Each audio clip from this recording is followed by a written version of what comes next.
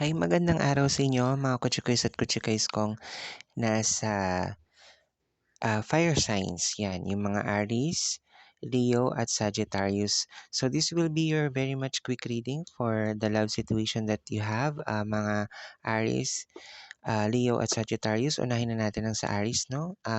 Lagi kong pinapaalala, take what is resonating with you, mga kutsikoys at kutsikays, at don't take what is not resonating sa buhay pag-ibig mo.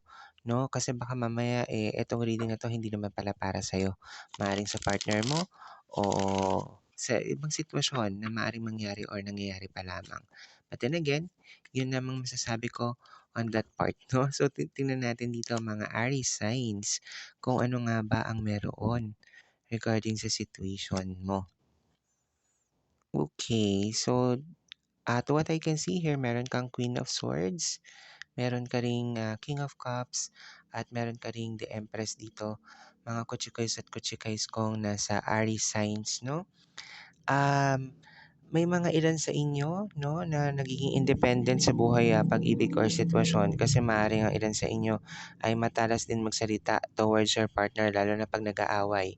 Nakikita ko dito very much emotional din ang partner mo, no, in regards to the situation. Kung hindi man emotional ang partner mo, maaaring ikaw. So vice versa ang energies na nakikita natin dito. At maaring karamihan din sa inyo mga Aries signs lalo na sa mga kababaihan diyan ay, may pagbubuntis or maaaring magbubuntis kayo within this month or maaaring malalaman ninyo, mabibigla na lang kayo na kayo pala ay nagdadalang tao, 'no, for your partner. So, maging maingat sa lahat ng sitwasyon, 'no, hindi dapat laging nagkakaroon ng mga emotional stress ang bawat isa lalo na sa'yo sa mga kababaihan diyan na Aries signs, 'no.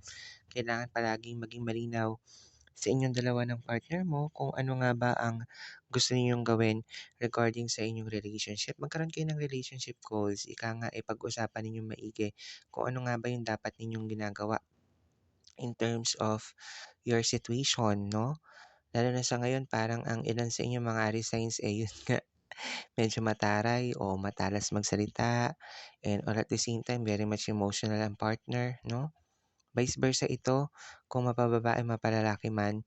So, ang kailangan gawin dito ng bawat isa, mga Aries signs, kayo ay mag-usap talaga ng iyong partner, lalo na kung nagdadalang tao ka, no? Sabihin mo sa kanya or i-surprise mo ang partner mo regarding sa situation na ikaw ay magkakaroon na kayo ng anak ng iyong partner or asawa, no? So, ayan nakikita ko sa inyo mga Aries signs so far. Ito ang inyong buhay pag-ibig.